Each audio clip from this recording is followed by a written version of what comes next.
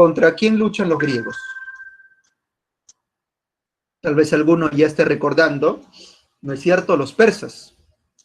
Y efectivamente, en las guerras médicas, ahí está, los griegos resisten la invasión de los persas.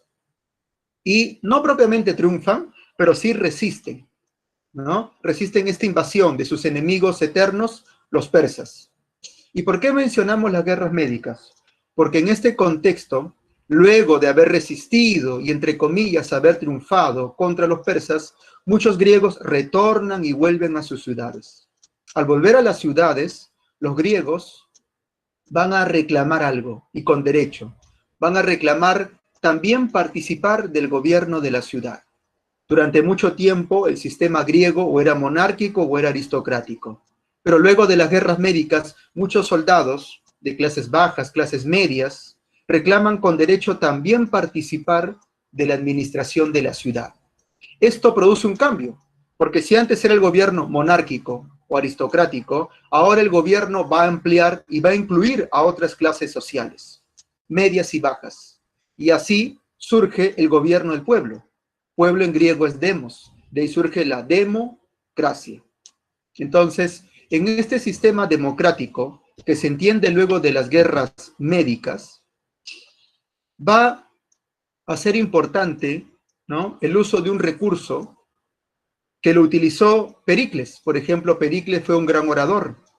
Además, es un contexto donde surge la democracia, surge el arte de la oratoria, que es importante, y también Atenas se convierte en la polis más importante del mundo antiguo, liderando la Liga de Delos, liderando el mar con su flota marítima. Entonces, hay varias cosas importantes que cambian en este siglo V, como Atenas se convierte en una ciudad hegemónica. Por otro lado, se instaura la democracia y la libertad. Y por otro lado, Pericles se convierte en un gran gobernante. Esta época del siglo V, algunos la denominan el siglo de Pericles, el siglo de oro de Atenas o la época ilustrada. Citémonos en la democracia. La democracia es un sistema que se basa no en la fuerza, no en la violencia, y por lo tanto en este siglo V van a pasar de moda algunos personajes griegos. Van a pasar de moda aquellos personajes que elogió Homero, estos personajes militares, Agamenón, Ulises, Aquiles, Héctor. ¿Por qué? Porque estos personajes homéricos son militares, pero en un contexto griego ya no importa tanto el arte de la guerra. En un contexto democrático griego, lo importante es la discusión, el diálogo, el debate, el uso de argumentos. En una democracia se debate. Entonces, los héroes homéricos de épocas heroicas no son tan usados, porque en la asamblea griega, en el sistema democrático, lo importante es argumentar y contraargumentar. Con ello les pregunto, en la democracia, basada en el debate, hay un órgano que es propiamente humano que utilizamos. ¿Cuál es ese órgano humano? ¿Cuál es ese recurso humano que se utiliza constantemente en un sistema democrático donde prevalece el debate? ¿Cuál es ese instrumento propiamente del Homo sapiens sapiens que utilizamos en un sistema democrático? Y no es la fuerza, no es el caballo de guerra, no es la espada ni el escudo. ¿Cuál es ese instrumento esencial de nuestra especie como Homo sapiens sapiens? ¿Podrían abrir sus micrófonos o contestar tal vez a través del chat? Profesor Jeffrey me comunica tal vez lo que podría estar contestando, o abrir sus micrófonos también. El habla, el habla, discutir. claro, correcto, el habla, la palabra, el lenguaje. Por eso en esta época, si uno investiga, el lenguaje fue endiosado por los griegos, porque a través del lenguaje tú argumentas, contraargumentas, opinas y piensas. Entonces, si el lenguaje, como dice alguien, es el factor importante en un sistema democrático, no solamente se trata de hablar, sino de hablar bien, de ser un orador. Y para convertirte en orador, tienes que contratar a un maestro que te entrene, que te eduque. Y yo les pregunto, ¿cuáles fueron aquellos primeros maestros que llegaron a Atenas y enseñaron el arte del lenguaje, el arte del decir, el arte de la retórica, el arte de la oratoria? ¿Cuáles fueron esos primeros maestros que llegaron y fueron contratados para enseñar estas artes del lenguaje. ¿Recuerdan ustedes? Los sofistas. Correcto, así es, los sofistas. Entonces, ya vamos entendiendo por qué los sofistas aparecen en un contexto democrático y cómo la democracia se entiende luego de las guerras médicas. Efectivamente. Entonces, detengámonos ahí. Por lo tanto, en esta época antropológica del siglo V, no solamente es importante el hombre, sino también la educación, porque aparecen estos primeros educadores.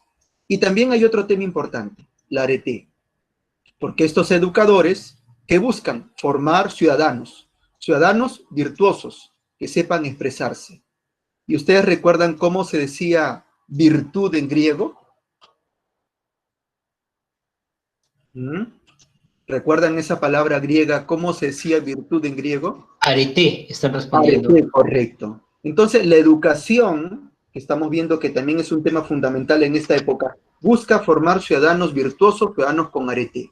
La arete es una palabra fundamental en la época griega. La arete no solamente aparece en esta época, lo vemos con Aristóteles, con Platón. En general, la filosofía busca formar hombres, pero no solamente hombres, sino hombres formados, hombres educados, y este es un hombre con arete. Yo sé que en estos tiempos actuales del siglo XXI, la cultura busca formar hombres con éxito, sobre todo material. Pero en la época griega, el objetivo era la arete, la virtud. Esta palabra arete es fundamental. Arete algunos lo traducen como virtud, otros lo traducen como excelencia, y otros lo traducen como función propia de algo. Por ejemplo, la arete de tus ojos, ver. La arete de tus orejas, escuchar, porque es la función más propia. La arete de tus manos, agarrar. Y les pregunto, ¿y cuál es la arete más propia del Homo sapiens sapiens? ¿Cuál es la arete más propia del ser humano?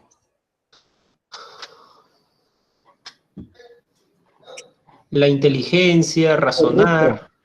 ¿Sabes cómo se dice inteligencia y razonar en griego? Logos. Tú seguramente en la escuela te has entrenado y acostumbrado a creer que logos es solo tratado, teoría, estudio. En realidad, logos es una palabra polisemántica en el mundo griego que significa también pensar y hablar, porque uno piensa a través de palabras. En ese sentido, los sofistas aparecen en ese contexto. Por favor, entonces, que en esta época quede que el tema no solamente es hombre, sino también educación, que en griego se dice paideia, pero ese es un dato nada más, y arete, educación virtuosa. Los primeros maestros fueron los sofistas, los primeros maestros de la palabra. Los sofistas, por lo general, sofistas, tú dirás, ¿por qué sofistas? Porque viene de Sofos, ya tú sabes que Sofos es sabio. Sofos era el sabio que sabe enseñar. Eran extranjeros, viajaban de pueblo en pueblo ofreciendo sus servicios a los aristócratas, ¿no? Ofrecían sus servicios para ser contratados por otros, errantes, cobraban por enseñar. Algunos dicen que se hicieron muy ricos con solo enseñar, enseñaban múltiples materias y enseñaban la virtud. Ellos señalaban que cualquier persona puede ser virtuosa. Nadie nace virtuoso. Nadie nace orador, nadie nace político, nadie nace poeta, sino que por medio de la educación tú te puedes convertir en un político, en un artista, en un orador, por medio de la educación. En ese sentido, los sofistas señalarían que la virtud, la arete, no es innata, no es de nacimiento, sino que la adquieres gracias a la formación, gracias a la contratación de un maestro. ¿Qué tipo de virtud? La virtud que te permite tener éxito en las asambleas. ¿Cuál es esa virtud? La virtud política. ¿Y qué necesita aprender un político? Necesita aprender oratoria, el arte de hablar en público, retórica y erística. La erística tiene que ver con la dialéctica. La erística, esta palabra, que de repente no les recuerda mucho, la erística es el arte de discutir, el arte de argumentar y contraargumentar. Por ejemplo, el día que tú sustentes en los próximos años tu tesis de licenciatura, de maestría, de doctorado, vas a tener que discutir ante el jurado. Ese jurado que te va a evaluar no solamente te va a lanzar elogios, sino también críticas, y tú vas a tener que contraargumentar para defender tu tesis. Y la retórica no solamente es el arte de hablar en público, sino que es el arte de convencer, persuadir. Quiero preguntarte, ¿alguna vez con este tema de la persuasión y la retórica, alguna vez te han persuadido de algo que no era verdad? ¿Alguna vez te han convencido con un argumento, pero que no era verdadero, pero que sin embargo tú lo creíste? Tal vez recuerden algunos y digan, sí, mi profesor efectivamente creía en muchos contenidos que ofrece la publicidad y que sin embargo no son verdaderos. Y es que para los sofistas, para convencer, no es necesario decir la verdad. Para persuadir, no interesa el contenido de verdad. Para persuadir, importa cómo lo dices, de qué forma lo dices, y no qué es lo que dices. ¿Esto qué quiere decir? Que para los sofistas la verdad no es importante. Y es que para los sofistas, como Protágoras, Gorgias, Trasímaques y Calícles, es un movimiento amplio que recoge varios sofistas, la verdad simplemente no existe. La verdad no es, porque nadie es poseedor completamente de la verdad. Nadie es propietario de la verdad. Lo único que tenemos son múltiples opiniones, diversas, infinitas, y ninguna más verdadera que otra. Ahí vemos, por ejemplo, en esta imagen, el arte del decir, pero para ellos el decir su objetivo era convencerte y no decirte la verdad, porque ellos cuestionaban la idea de una verdad. Por ejemplo, cuestionemos esta idea de la verdad. ¿Te agrada el clima? Este clima frío que empezó a partir de julio, ¿te agrada o desagrada? ¿Realmente el clima de invierno, realmente y verdaderamente, es agradable o desagradable?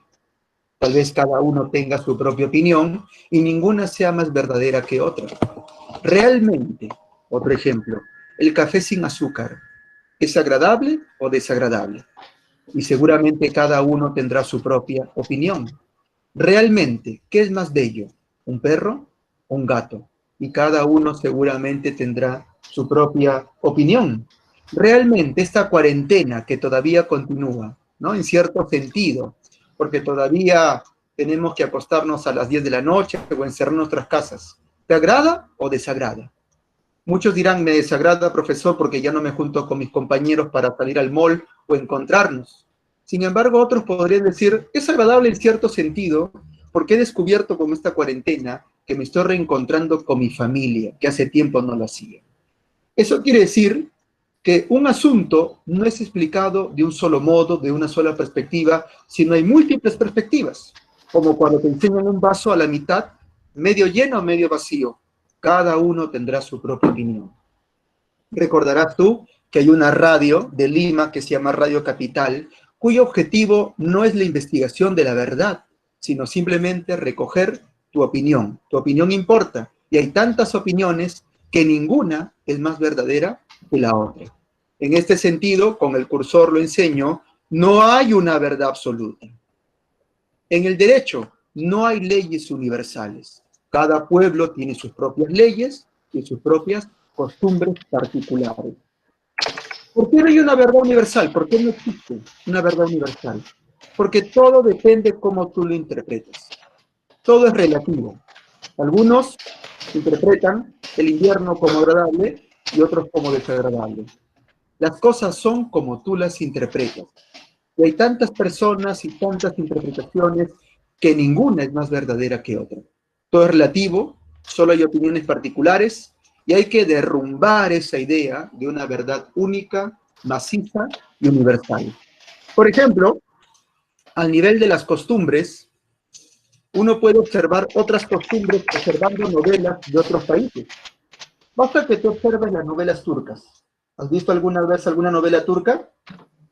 Tal vez ¿Qué culpa tiene Fatma Gul o Karaparaz? ¿No es cierto?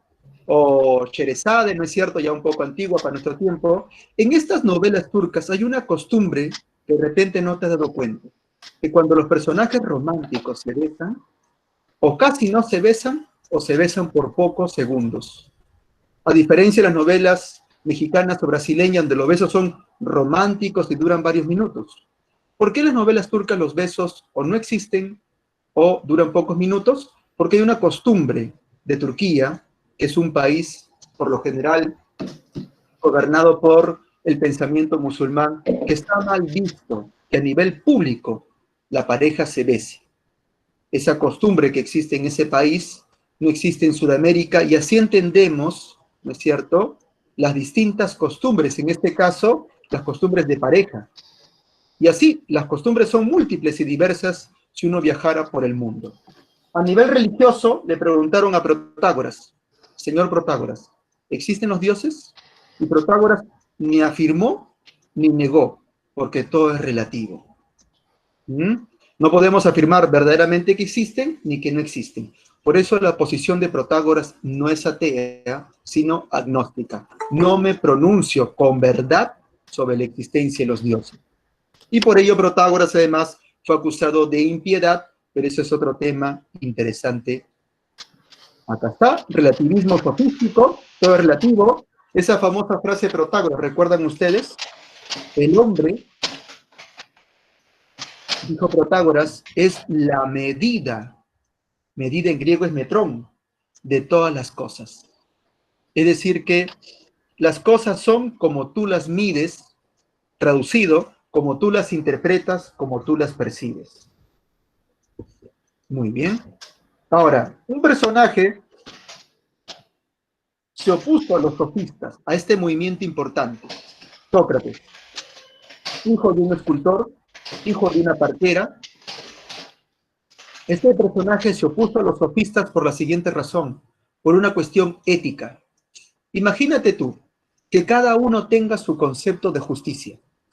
Sócrates se preocupó por la ética y sobre todo por la virtud de la justicia. ¿Cuántos somos en este salón? No lo estoy viendo, pero esperemos 70, 80, 90. Imagínate que todos los alumnos que aparecen en la lista, en este salón, el 003, 70 u 80 conceptos de justicia. Y así viviéramos, con 70, 80 conceptos de justicia. ¿Cómo sería esa ciudad? ¿Cómo sería esa polis? Evidentemente sería un caos, sería un desorden. Que cada uno lo interpretara a su modo, la justicia. Sócrates dijo, esto es peligroso. Que cada uno interprete la ética a su manera es una anarquía, porque es importante para vivir como ciudad, para vivir como comunidad, para vivir como polis, para vivir como una sociedad, hay que compartir valores comunes y no que cada uno lo interprete a su manera. En este sentido, Sócrates se preocupó por llegar, por obtener, por investigar verdades comunes, verdades universales. Vean ahí la posición. Los sofistas buscaban opiniones particulares relativas, mientras que Sócrates, por una cuestión ética, buscaba verdades universales, comunes absolutas. Ahí está, algunos datos sobre Sócrates. Sócrates de Atenas. Sócrates amó Atenas. Apenas salió 3 veces de Atenas por causas militares, porque Sócrates, además de filósofo, fue soldado. No cobró por enseñar, porque ya sabemos la famosa frase socrática, ¿qué te voy a enseñar si solo sé que nada sé? Porque el objetivo de Sócrates no era transmitirte conocimientos, sino ayudarte a que tú despiertes interiormente tu propia virtud, tu propio saber oculto en tu alma. La educación socrática no es transmitirte una idea, sino despertar aquellas ideas que están ya en tu alma. Y buscaba verdades universales por esta cuestión ética moral que les mencioné. El gran Sócrates.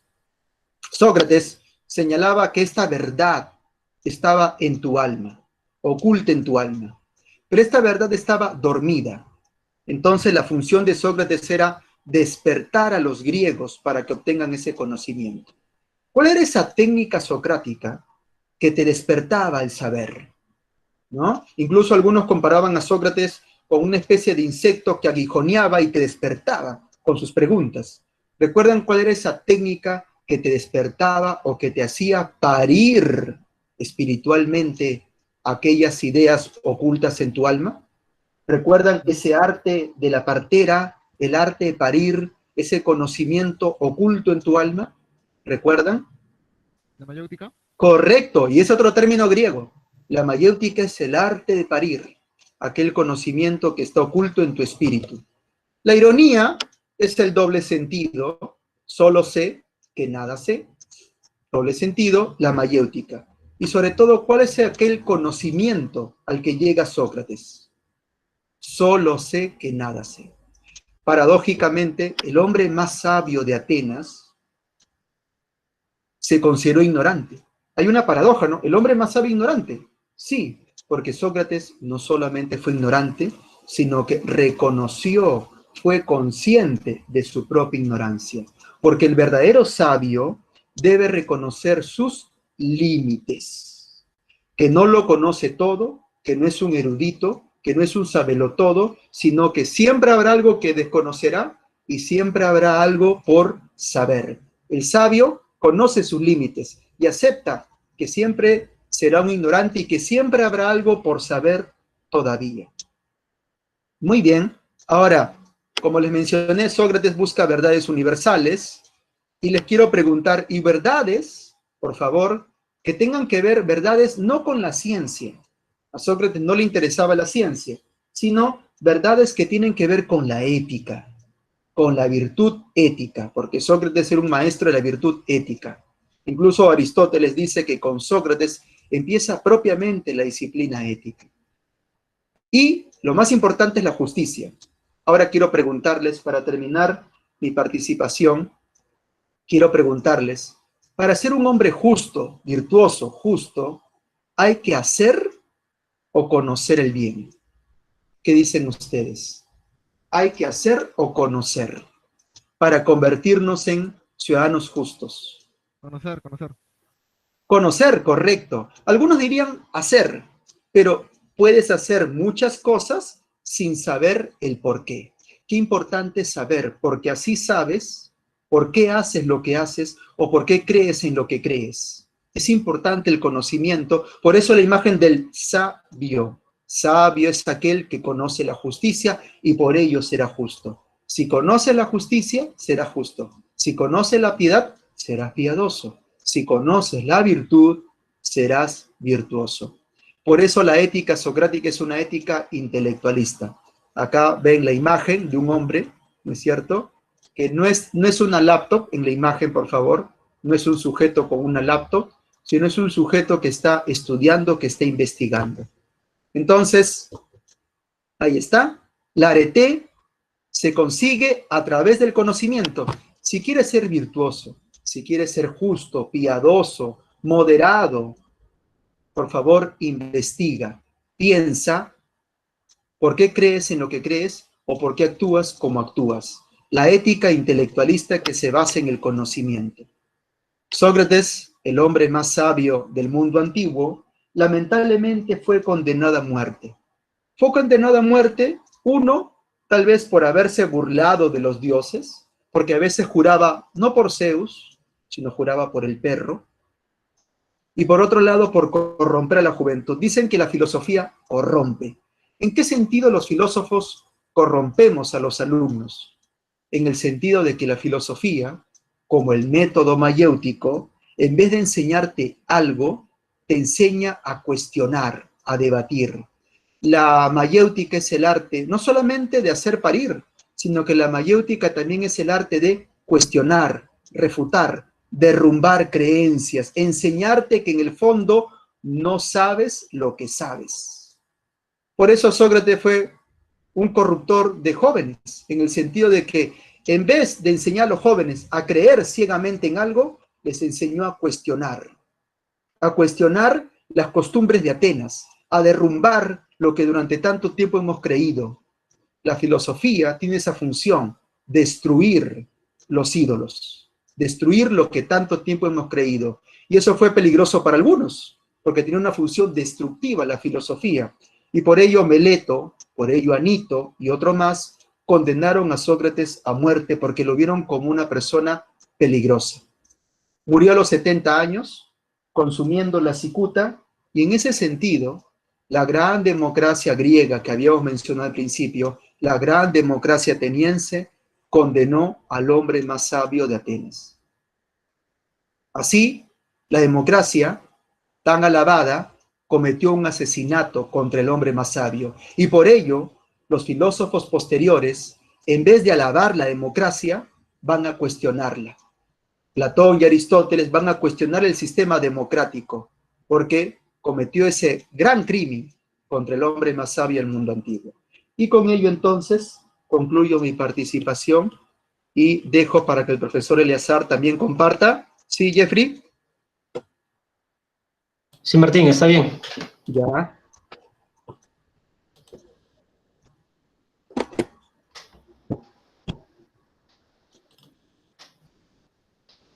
¿Se ve mi pantalla, Martín? Está por verse, ya se ve. Ya. Muy bien, jóvenes. Martín, si me ayudas en el chat, porque los chicos son bastante curiosos, ¿no? Y está muy bien, porque recordarán ustedes que la filosofía surge de la curiosidad y del asombro, ¿no? Justamente Platón fue un joven curioso que conoció a Sócrates y Sócrates literalmente le cambió la vida, ¿no? Recuerden que hay una suerte de linealidad, ¿no? Recuerden la palabra spa. Sócrates fue maestro de Platón y y Platón fue maestro de Aristóteles. Esa es la línea teórica, ¿no? Muy bien. Y hablar de Platón, ¿no? Digamos, es hablar de la famosa alegoría de la caverna.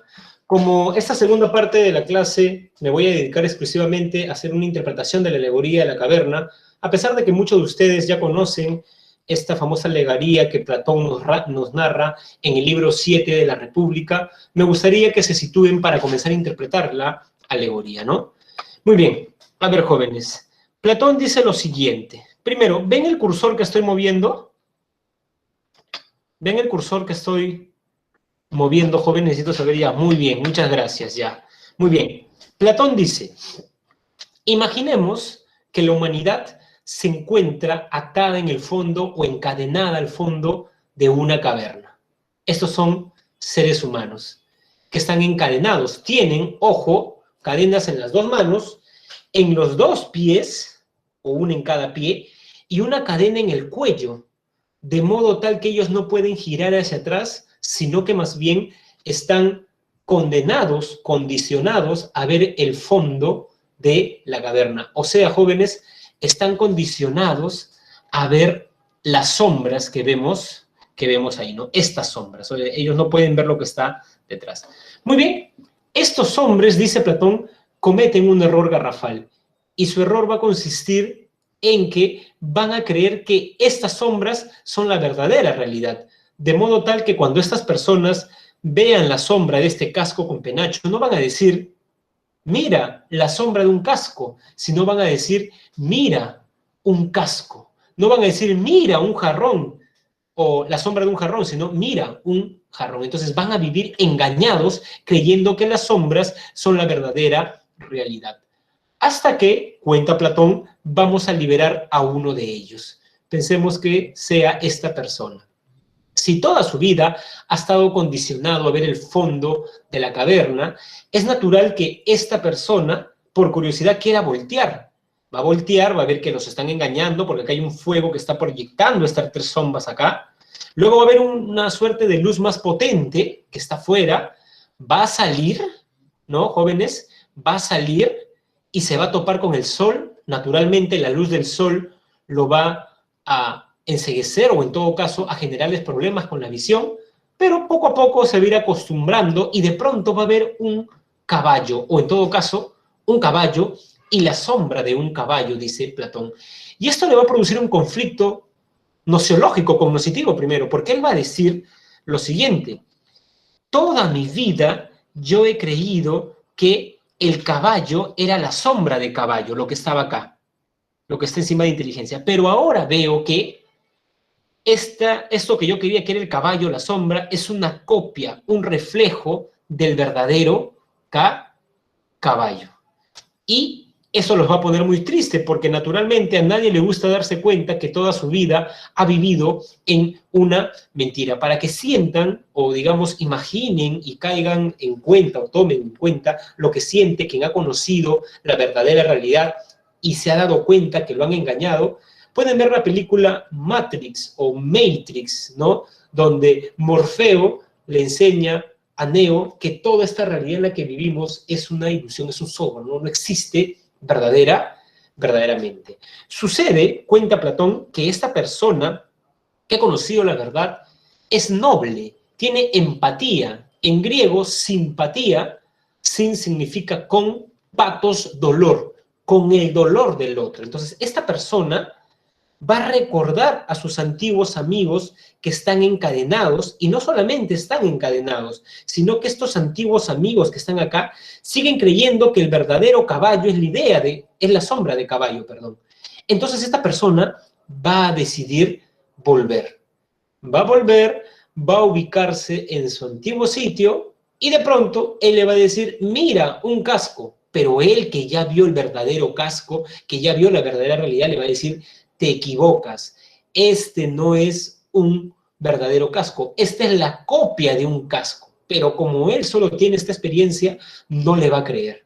Él va a decir, mira, ¿no? Una jarra, ¿no? Digamos, y él va a decir, no, esa es la sombra de una jarra, un jarrón. Entonces va a caerles mal. Y lo que dice Platón es, si estas personas pudieran matar a aquel que los está contradiciendo porque ha visto la verdad, lo harían.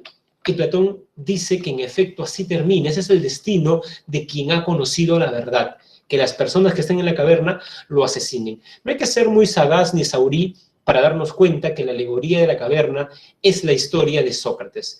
Sócrates habría sido aquel que sale, conoce la verdadera realidad, vuelve y le quiere transmitir la verdadera realidad a los atenienses, y los atenienses lo condenan a muerte con la famosa cicuta, ¿no, jóvenes? Muy bien, esa es una alegoría es como una gran metáfora, todo lo que nos está contando acá Platón tiene una interpretación. Comencemos por lo más simple, porque los colores nos ayudan en esto. Acá hay dos zonas, la caverna y la realidad externa. A esto que en la alegoría de la caverna se llama caverna, es lo que Platón llama mundo sensible. Y esta verdadera realidad es lo que Platón llama el mundo de las ideas, ¿no? O inteligible. Bueno, esta es la nomenclatura que maneja Sepreuni, ¿no? Mundo inteligible y mundo sensible. Primero, jóvenes, ¿por qué este se llama mundo sensible? Porque, pensemos, nosotros hemos visto muchos caballos en este mundo. El lenguaje devela muchas cosas. Hemos visto muchos caballos. Entonces estamos en el mundo sensible porque captamos esos caballos con nuestros sentidos. Pero para Platón, todos los caballos que hemos visto en este mundo existen gracias a la idea de caballo, ¿no? Hay una dependencia ontológica, por eso la metáfora de sombra es clave. Mi sombra existe, bien, en tanto yo exista. Si yo muero, mi sombra muere. No es que mi sombra va a venir a la siguiente clase a impartirla si es que yo muero. Entonces lo mismo. Todos estos caballos que vemos en este mundo son la sombra del verdadero caballo, que es la idea de caballo. 1, 2.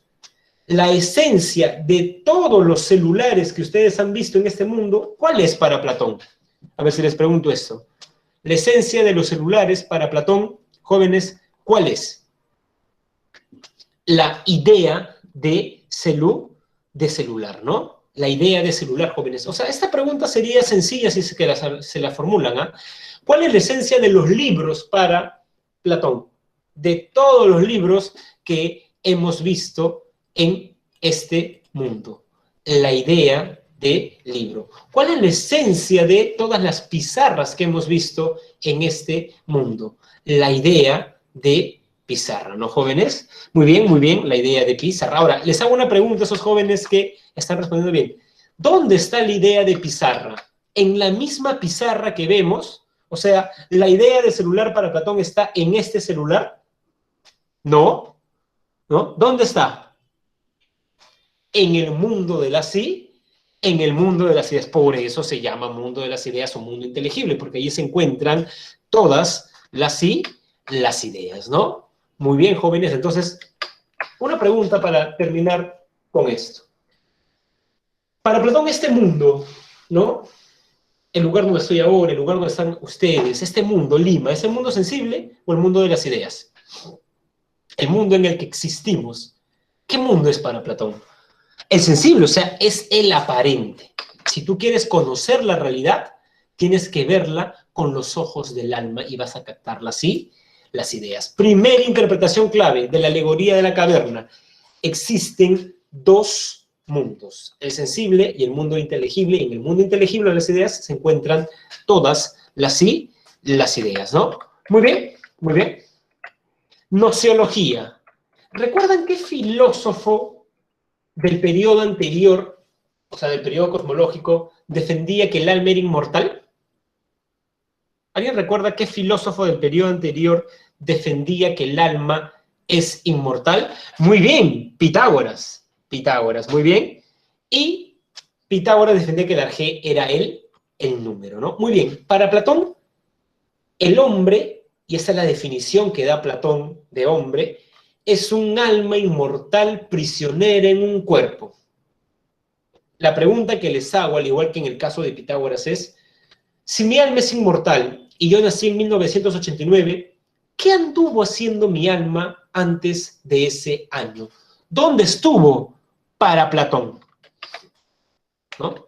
A ver, retrocedamos. Jóvenes, nuestra alma para Platón ya estuvo en el mundo de las ideas. Lo que pasa es que nuestra alma, cuando nacemos, cuando ustedes nacieron, cae a este mundo. Y producto de ese golpe, de esa caída, olvida todo lo que vio en el mundo de las ideas. ¿Eso qué quiere decir? Que ustedes, jóvenes, ya vieron la idea de caballo, ya vieron la idea de árbol, ya vieron la idea de hombre, ya vieron la idea de pizarra. Lo que sucede es que cuando tuvieron 4 años y fueron al jardín y vieron primera pizarra, en primaria segunda pizarra, en secundaria tercera pizarra, comienzan a recordar la idea de pizarra. También fue una pregunta de examen. ¿Qué pensador defiende que el conocimiento es reminiscencia? Es decir, recordar, ¿no? Platón considera eso, ¿no, jóvenes? Uno recuerda porque ya conoció las verdaderas ideas, ¿no? Muy bien, eso es lo que quiere decir, ¿no? Muy bien. Para Platón, ¿cuántas partes tiene el alma, jóvenes? Para Platón el alma tiene 3 partes. Racional, ¿por qué se llama así, profesor? Porque acá está la razón. Alma irascible, ¿por qué se llama así? Porque acá está la ira. Alma concupiscible, ¿por qué se llama así? Porque acá están los deseos, los apetitos. Por eso algunos lo llaman alma apetitiva, porque acá están los apetitos. Les pregunto, a juicio de Platón, si uno quiere llevar una vida ordenada, si uno quiere ser una persona moralmente correcta, ¿qué parte del alma debe dominar a todo el alma? Para Platón, ¿no? Para Platón, ¿qué parte del alma debe dominar a todo el alma? A ver, quiero ser una buena persona, jóvenes. ¿Qué parte de mi alma? A ver, creo que abrieron un micro.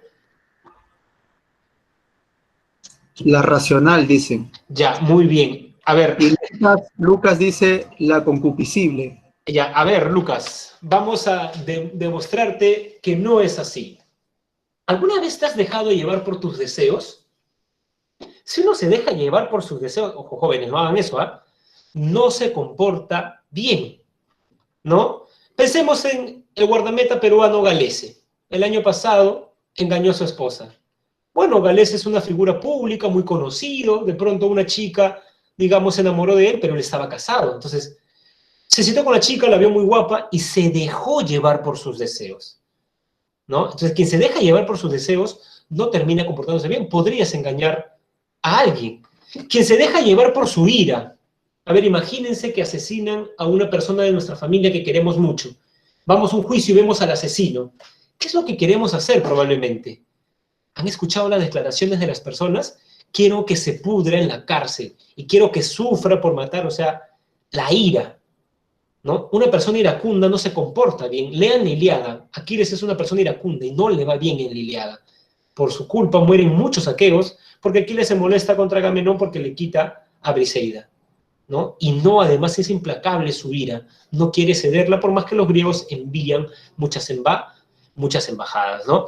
Entonces, digamos, jóvenes, el alma racional debe dominar. Pero, ojo, ¿no? Cada parte, no estamos en tipos, tiene una virtud. El alma concupiscible tiene la templanza. Nadie está diciendo que uno no sienta deseos, apetitos, pero debemos tener templanza para dominar nuestros apetitos. O sea, templanza es lo que le faltó a Galese, ¿no? Digamos, tuvo la oportunidad de ser infiel y lo hizo. Debió dominar sus deseos. ¿Cómo se llama una persona que domina su ira? Para Platón, es una persona que tiene fortaleza. Fortaleza no quiere decir una persona que vaya al gimnasio, que tenga bíceps, tríceps. Se trata de una fortaleza espiritual, saber dominar nuestra ira. Y la razón es la prudencia, no la frónesis, para dominar el alma irascible y el alma concupiscible. ¿Por qué les pongo, digamos, o por qué les hemos puesto al costado de la virtud el mito del carro al lado? Porque Platón, en su famoso diálogo El Fedro, cuenta la alegoría del carro al lado, que es más o menos esta imagen que está acá, ¿no? Imagínense, dice Platón, un áuriga. El áuriga es el alma racional. Bueno, en la alegoría hay dos caballos, ¿no? Dos caballos. Uno que le hace caso al áuriga, ¿no? Es el alma irascible, blanco, educado. El alma, digamos, el caballo negro, desbocado, que quiere hacer lo que le da la gana, dice Platón, es el alma concupiscible. ¿Eso qué quiere decir?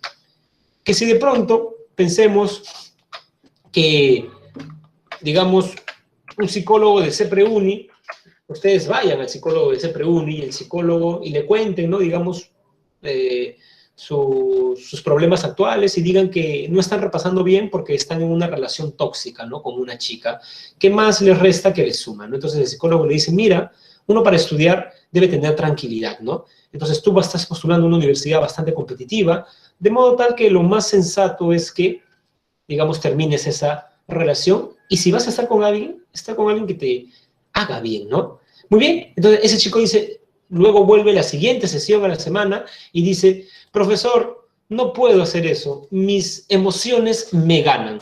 Para Platón, jóvenes, ¿no? Una persona que no puede terminar una relación porque dice que la emoción, la pasión le gana, es como un coche que el caballo dirige el coche. Uno tiene que ser racional y dominar sus deseos. A la larga, eso será mejor, ¿no? Bueno, es un ejemplo nada más, ¿no, jóvenes? El del psicólogo, ¿no? Muy bien, filosofía política. Ahora, Platón creía que la sociedad tenía un alma, ¿no? La sociedad tenía un alma. Entonces, la parte concupiscible de la sociedad era el pueblo, que se deja llevar por las opiniones, por los deseos. ¿Cuál es su fin? Producir los bienes necesarios. Los guerreros son la parte irascible. Imagínense un guerrero que no tenga ira, que se vaya corriendo en la batalla. De pronto hay una contienda entre peruanos y chilenos y los guerreros, ¿no?, se corren de la frontera. No, un guerrero debe tener ira para defender la ciudad de posibles invasiones, ¿no? Y esta parte racional serían los filósofos. Muy bien, así como ustedes me han dicho que en el alma individual la razón debe dominar a la ira y al alma concupiscible, en el alma social, ¿quién debe gobernar para Platón? ¿No? ¿Quién debe gobernar? Pregunta de examen de admisión. ¿Qué pensador defiende la teoría del filósofo gobernante? Muy bien, los filósofos, ¿no? Platón, como bien sugirió el profesor Martín Rosado, no creía para nada en la democracia. Platón creía que la democracia era el gobierno del populacho, de los ignorantes. A ver, volvamos a las diapositivas. La democracia es el gobierno de los que están acá, de la mayoría, que creen que porque son mayoría, dicen que este es el verdadero casco, y no le creen a este único que ha salido. La democracia mató a Sócrates, como dijo el profesor Martín Rosado. La democracia, el parlamento anterior con mayoría fujimorista, que como eran mayoría, aceptaban unos proyectos de ley que les convenían a ellos, no al pueblo, ¿no? Incluso jóvenes, y para terminar esta clase, Platón tiene una buena imagen, ¿no? Platón dice, supongamos que haya dos candidatos presidenciales, un médico y uno que vende golosinas y pasteles. El médico te dice, vas a tener que comer sano, vas a hacer deporte cuando menos 3 veces a la semana, si tienes algún problema de esto voy a tener que extirpar, digamos, algo para curarte, ¿no? Muy bien. Luego viene el golosinero y dice, mira, esta persona te quiere hacer daño, quiere que te levantes temprano, que hagas deporte 3 veces por semana, que no comas comida chatarra que tanto te gusta. Platón dice, ¿el pueblo a quién elegiría? ¿Al médico o al que vende golosinas? ¿Qué creen ustedes? Para Platón, el pueblo, a quien, muy bien, al golosinero, Fujimori, por ejemplo, podríamos decir, ¿no? Que cuando se enfrentó al Fredemo de Vargas Llosa, dijo que no iba a haber un shock económico, ¿no? Vargas Llosa, intelectual, sincero, dijo que sí. Al final ganó Fujimori y aplicó, ¿no? A la gente le gustan los golosineros, dice Platón, y por eso Platón no creía en la democracia. Esta fue una pregunta también en esos exámenes que les toman. ¿Cuál es el mensaje final de la alegoría de la caverna? Esa fue la pregunta. ¿Cuál es el mensaje final de la alegoría de la caverna? Volvamos a la imagen. Que aquel que ha salido debe volver y ayudar a sus amigos o conciudadanos, diríamos, a que salgan. Aunque es muy peligroso. A Sócrates lo mataron, pero el fin es político. El filósofo debe volver. Y por eso, como bien señaló también el profesor Martín Rosado, la educación es clave en Platón. Por eso no es casualidad que una vez que Platón cuenta la alegoría de la caverna en el libro 7 de la República, la siguiente parte del libro 7 es la teoría de la educación. ¿Cómo educar a los jóvenes, a ustedes que son el futuro del Perú, para construir una sociedad más justa, ¿no, jóvenes? Muy bien, entonces, eso es todo con respecto a, digamos, la clase de Platón. No sé si tienes que agregar algo, Martín. No solamente que ahí agregar que hemos colocado en el chat, en unas conversaciones ahí anteriores, las claves de la semana anterior. Ya. Hay claves. No olviden que en sus preguntas hay 2 preguntas con el número 5, se repiten. Igual acá están las claves de los 2 números 5. Y también hemos pasado algunos videos, una película sobre Sócrates y otros documentales, y con ello ya están bien alimentados y nutridos para la próxima semana. ¿Correcto? Entonces, voy a dejar de grabar. Ya, muy bien, Martín. Nos vemos.